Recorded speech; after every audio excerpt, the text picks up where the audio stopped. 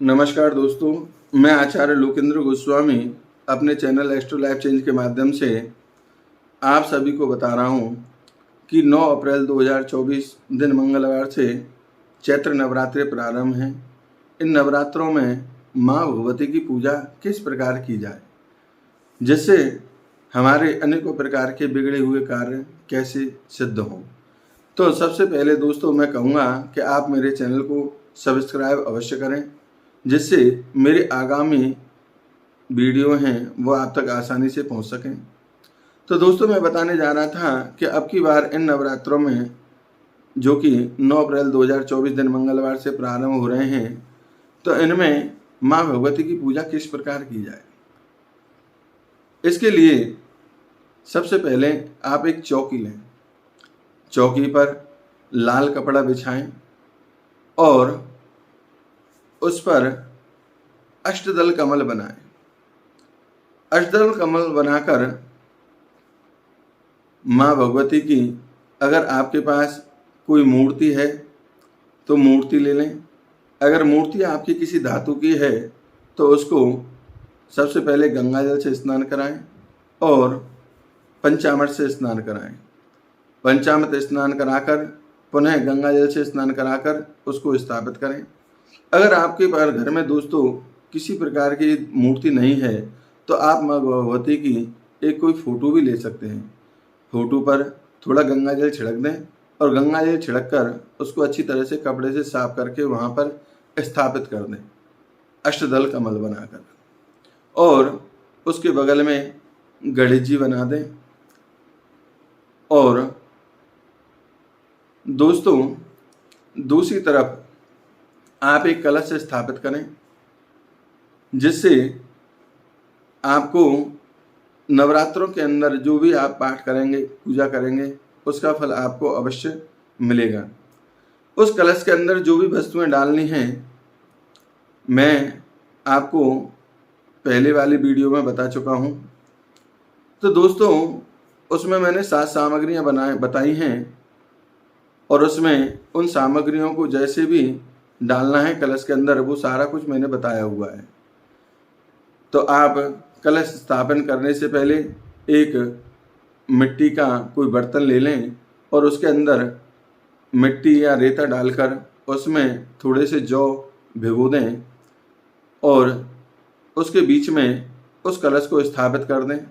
और कलश को स्थापन करके उसमें सभी वस्तुओं को डालकर कलश के अंदर जल भर दें और गंगा जल हो तो गंगा जल भी उसमें डाल दें। उसके ऊपर आम के पत्ते और नारियल स्थापित करें। अगर आपके घर में अखंड ज्योत जलती है तो आप अखंड ज्योत भी जला सकते हैं। अगर आपके यहाँ अखंड ज्योत नहीं जला पाएंगे या आपको लगता है कि हाँ हमारी अखंड ज्योत खंडित हो जाती है, तो आप जिस समय पाठ करें तो उस समय आप अपना दीपक जलाएं और उसमें थोड़ा घी इस मात्रा में डालें कि वो घी कम से कम 4-5 घंटे तक जलता रहे, समाप्त ना होगी, जो जलती रहे आसानी से, किसी प्रकार का कोई विघ्न ना हो। तो दोस्तों जब हम माँ भगवती का स्थान बना देते हैं, माँ भगवती को स्थापित कर देते हैं और उनके बगल में ही कलश को स्थापित किया जाता है, तो वहाँ पर जब आप पाठ करना चालू करें तो एक हाथ में थोड़ा सा जल लेके एक संकल्प ले लें और उसमें हाथ में जब जल लें तो थोड़े से पुष्प उसमें अवश्य रख लें। अगर धूप घास हो तो धूप घास रख लें और अगर कुछ ना मिले तो कार्य सिद्धि के लिए एक पान का पत्ता और एक सुपारी अवश्य हाथ में लें और उसमें थोड़ा सा जल ले लें।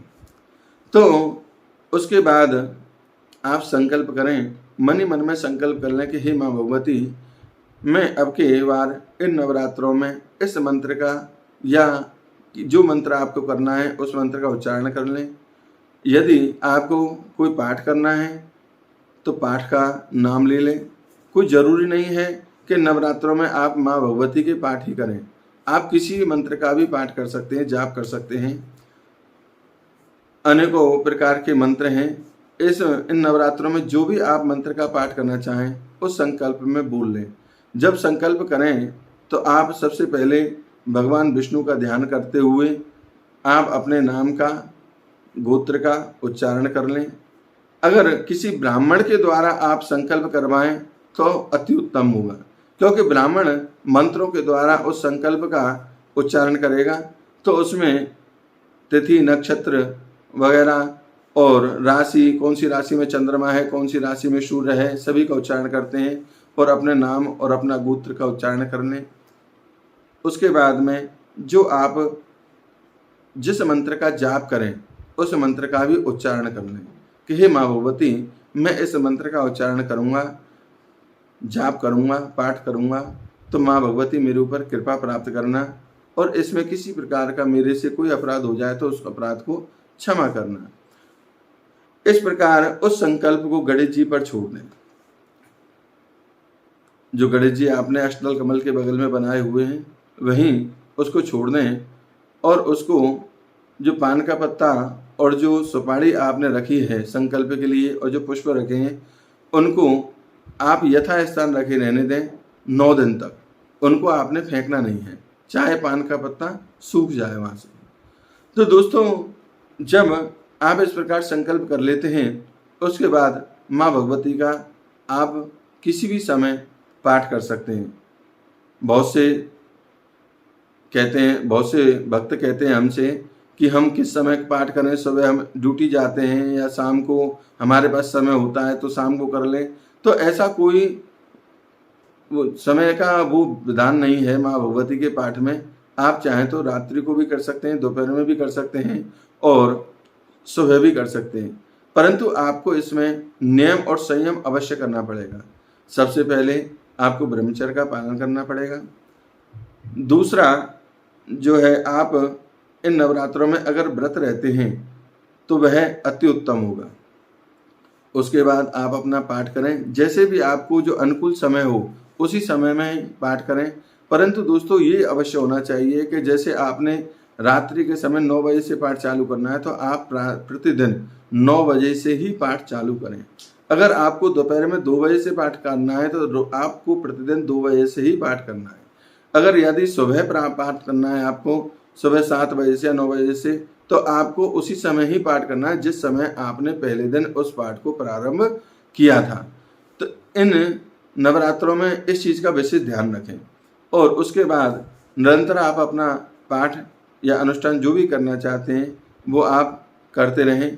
और उसके बाद जब यदि आपके यहाँ अष्टमी पुजती है तो अष्टमी वाले दिन, अगर नवमी पुजती है तो नवमी वाले दिन।